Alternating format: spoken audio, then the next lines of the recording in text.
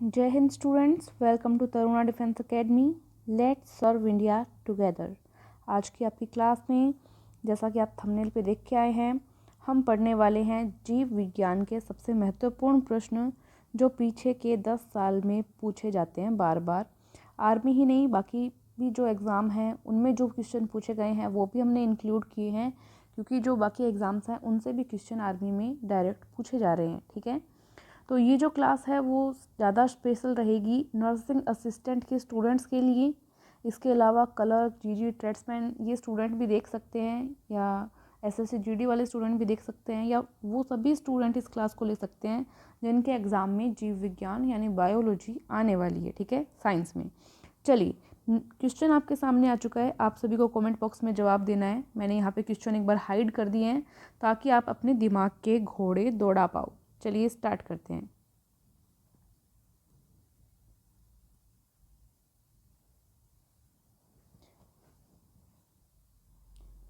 शरीर में सबसे बड़ी अंतःस्रावी ग्रंथि कौन सी है?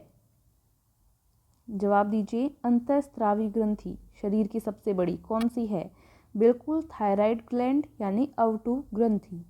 नेक्स्ट, कौन सा हार्मोन लड़ो उड़ो हार्मोन कहलाता है? Fight and fly hormone. तो ये एड्रेनलिन हार्मोन कहलाता है। इंसुलिन है एक प्रकार का। इंसुलिन क्या है बताना है आपको। तो इंसुलिन एक हार्मोन है। ठीक है, नेक्स्ट क्वेश्चन, कौन सा पदार्थ मानव शरीर में सबसे अधिक कठोर होता है? सबसे कठोर पदार्थ, तो ये दल्त वल्क होता है, जिसको हम इनामेल बोलते हैं। क्या बोलते हैं इंग्लिश में? इनामेल। ओके, दांत के ऊपर की परत होती है ये इनामेल, जो सबसे कठोर पदार्थ होता है।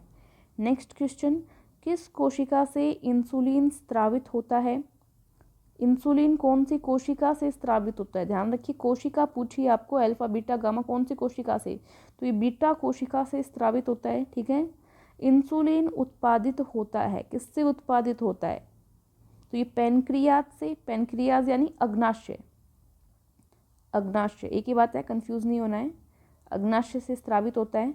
नेक्स्ट क्वेश्चन, ऑक्सीजन की उपस्थिति में सुक्रोज का CO2 यानी कार्बन डाइऑक्साइड एवं जल यानी कि H2O में ऊर्जा निर्मुक्त होने के साथ पूर्ण रूपांतरण होने को क्या कहते हैं? क्या कहलाता है बताना है आपको। तो ये वायु शोषण में होती है क्रिया, तो ये वायु शोषण कहलाता है। नेक्स्ट क्वेश्चन, हमारी छोड़ी हुई सांस की हवा में CO2 यानी कार्बन डाइऑक्साइड की मात्रा लगभग कितनी होती है बताना है आपको। तो ये 4% होती है, 4%। नेक्स्ट क्वेश्चन, हृदय वंचित है, किससे वंचित है? हार्ट। तो ये ऐच्छिक पेशी से वंचित है। ठीक है, नेक्स्ट क्वेश्चन, मनुष्य में त्वचा किस स्थान पर सबसे अधिक मोटी होती है? ऐसा कौन सा हमारे शरीर का भाग रहता है जहाँ त्वचा बहुत मोटी होती है? तो ये तलवे पर। ठीक है, नेक्स्ट क्वेश्चन, मानव शरीर का सबसे बड़ा अंग कौन सा है?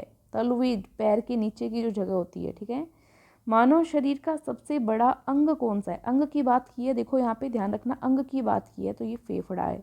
नेक्स्ट क्वेश्चन, मानव त्वचा को रंग देने वाला वर्णक कौन सा है? तो ये मेलानिन है। मेलानिन इंपॉर्टेंट है, ये ध्यान रखना।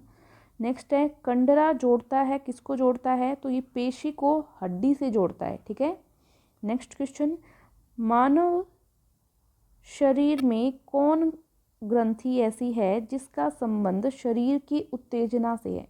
शरीर में जो उत्तेजना उत्पन्न करने वाली क्रियाएं होती हैं, कौन सी ग्रंथि उसके लिए जिम्मेदार रहती है आपको बताना है। तो ये अधिवृक्क ग्रंथि होती है, जिसको हम एड्रीनलिन ग्लैंड भी बोलते हैं। ठीक है, एड्रीनल ग्रंथि याद रख लेंगे। चलिए, ये ज़्यादा याद रखना, ये ज़्यादा ऑप्शन में मिलता है आपको। देखो यहाँ पे आपकी रिवीजन क्लास हो रही है, ऑप्शंस आपको एग्जाम में मिल ही जाने हैं, तो वो देख के आप आराम से कर सकते हैं क्वेश्चन। चलो बताओ नेक्स्ट क्वेश्चन, आदमी के कंठ के किस भाग को अवटु उदर या एडम्स एप्पल कहा जाता है? जो उभरा हुआ भाग रहता है, बताइए। तो थायराइड उपास्थि को कहते हैं, थायराइड उपास्थि को। नेक्स्ट क्वेश्चन, मानव का मस्तिष्क लगभग कितने ग्राम का होता है?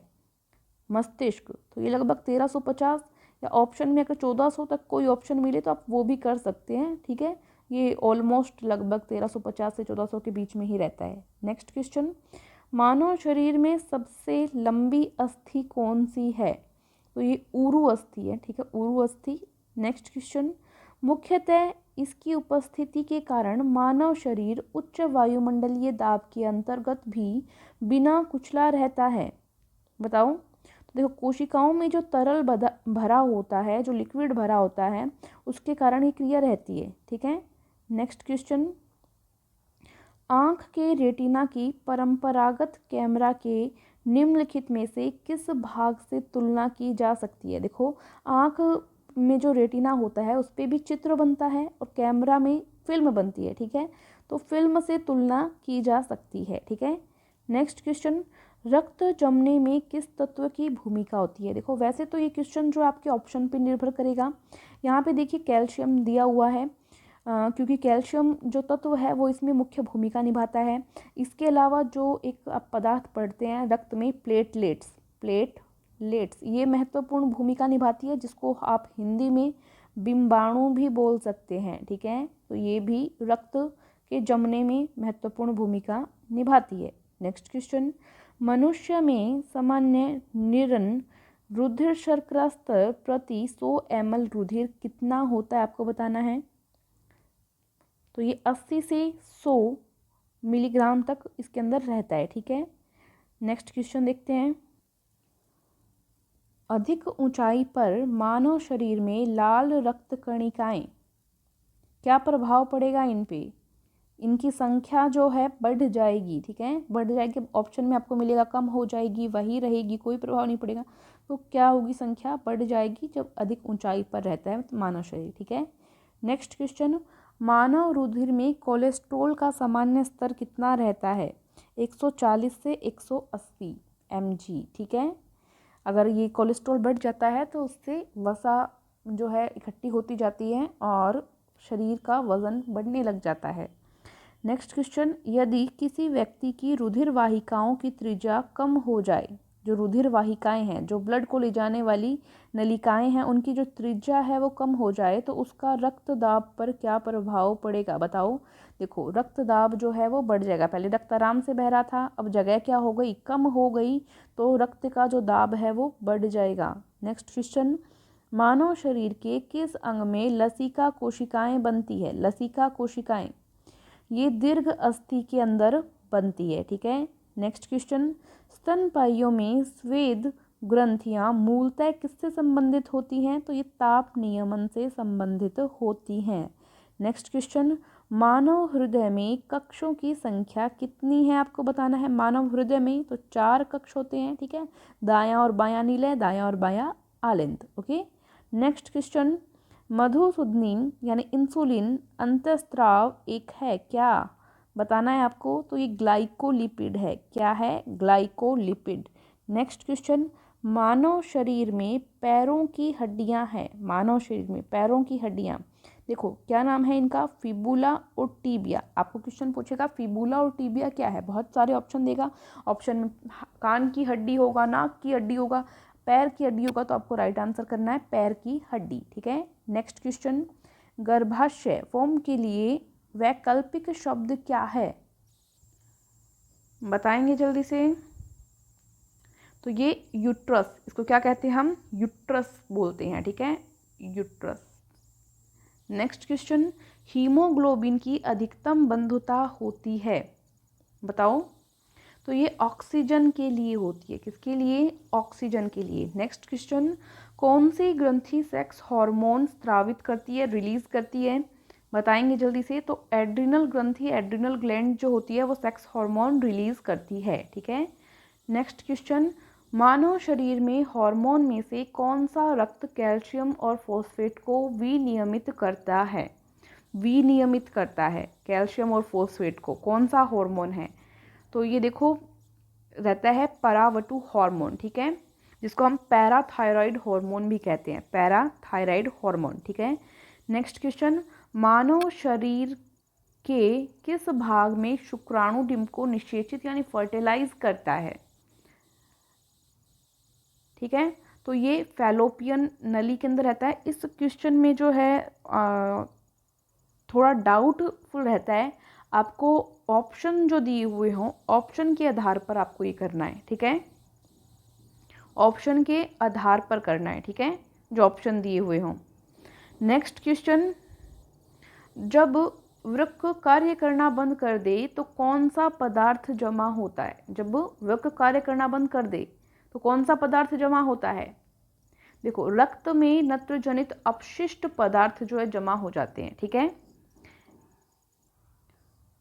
नेक्स्ट क्वेश्चन, जब एक व्यक्ति वृद्ध हो जाता है तो सामान्यतः उसका रक्तदाब क्या प्रभाव पड़ता है? रक्तदाब उसका कम हो जाता है, ठीक है। नेक्स्ट क्वेश्चन, मानव शरीर में पुच्छ कौन सी संरचना में संलग्न होता है? बताएंगे तो ये बृहदान्त्र में रहता है, ठीक है। नेक्स्ट क्वेश्चन, किस प्रक्रिया द्वारा ऑक्सीजन श्वसन के दौरान रुधिर में प्रवेश करती है और फिर उसे छोड़ती है? कौन सी प्रक्रिया है जिसमें ऑक्सीजन जो है श्वसन के दौरान रुधिर में प्रवेश करती है और फिर उसे छोड़ती है? तो ये परासरण की क्रिया रहती है, ठीक है। नेक्स्ट क्वेश्चन, कौन सा एक अंग वसा का भंजन कर कोलेस्ट्रॉल उत्पन्न करता है? बताएंगे, यकृत।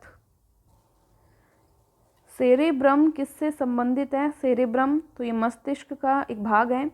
नेक्स्ट क्वेश्चन, मनुष्य के मस्तिष्क का सबसे बड़ा भाग कौन सा है? तो प्रमस्तिष्क होता है, ठीक है। नेक्स्ट क्वेश्चन, मानव शरीर की किन कोशिकाओं में सबसे कम पुनर्योजन शक्ति होती है? तो मस्तिष्क की जो कोशिकाएं होती हैं उनमें सबसे कम पुनर्योजन की शक्ति होती है। तो ये आज के आपकी जीव विज्ञान की क्लास रही है। आई थिंक 4 से 5 क्लास और जीव विज्ञान की होगी जिसमें लगभग सारे क्वेश्चंस जो है हम कवर कर लेंगे। थैंक यू सो मच, जय हिंद। क्लास को शेयर और लाइक ज़रूर करें ताकि इसके और जो सीरीज़ हैं वो आ सके। Thank you.